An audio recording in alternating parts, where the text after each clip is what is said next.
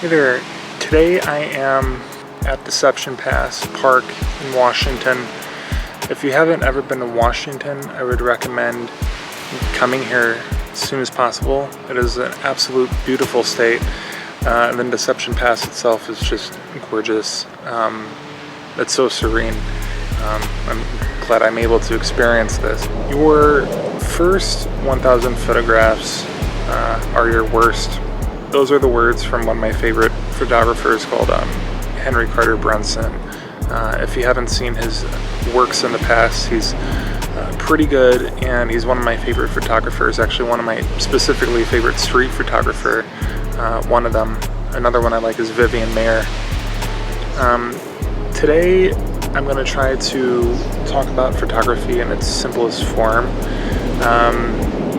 To those who are just getting into it, and in the hopes that it doesn't seem so disheartening to try to get into it. Cell phones made it so easy nowadays to be able to take pictures that if that's all you've used in your life, you might not necessarily know the specific settings and things you need to think about when you have an actual camera in your hand, kind of like this one, to know what settings to use to get the ultimate image that you're looking to get.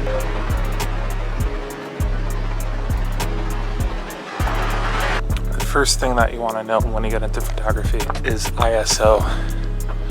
ISO is effectively the sensitivity of your camera's sensor with light. So the lower number your ISO, the more sensitive your camera is to light. The higher the number, the more sensitive your camera is to light.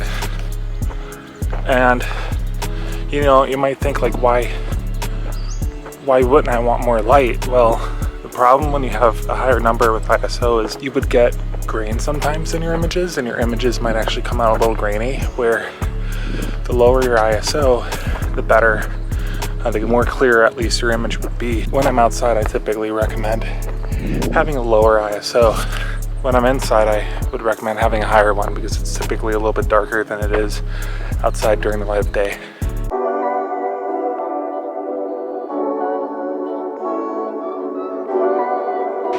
Aperture in your camera, and this is actually something you can see happen. The lower the aperture number, basically there's metal blades in your camera, in your lens, and the lower the number, the larger those blades make that hole, and the higher the number, the smaller the blades make that hole. And basically that would be for your depth of field. So let's say you're shooting a person and you want to be able to blur out the background so they don't see the background. You just kind of get like a portrait image, kind of like this, where the background's a little blurry. You would want a lower aperture. That way it would blur out the background and you would only see your subject in the image. If you go the other route and have a very high number aperture, meaning the smaller the hole, your depth of field would be such that you can actually see the background. So if you're wanting to see the background, let's say the backdrop is a city like New York or something, and you want that in the background behind your subject, I would recommend having a higher aperture number. That way you would be able to see the information in the back.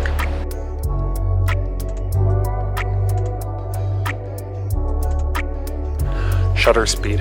Think of it like a curtain that has a slit that goes in front of your sensor. Really, the shutter speed determines how much light is going to be exposed to your sensor in any given moment. So the lower the number for your shutter speed, the slower the shutter speed, either to let more light in if it's super dark or for motion blur. So the higher the shutter speed number, the less motion blur you're going to see, and you would see that typically in a picture of like a dog running or when something's moving. I try to have as high as the shutter speed as I can. That way, you know, my subjects, if they're moving, they would be pretty clear. I would typically recommend doing that for, let's say, street photography. With street photography, your subjects are most likely moving most of the time, so you're going to want as high as the shutter speed as you can in order to get that image you want with street photography. As far as another tip goes, if you're just getting into photography, I would recommend utilizing the camera that you already have. I wouldn't recommend putting thousands of dollars into a new rig. If you're just starting out photography, I would recommend using what you got first, see if it's for you, see if you like it, and go from there. iPhones take great images, so I would recommend utilizing an iPhone first. I really hope this was helpful.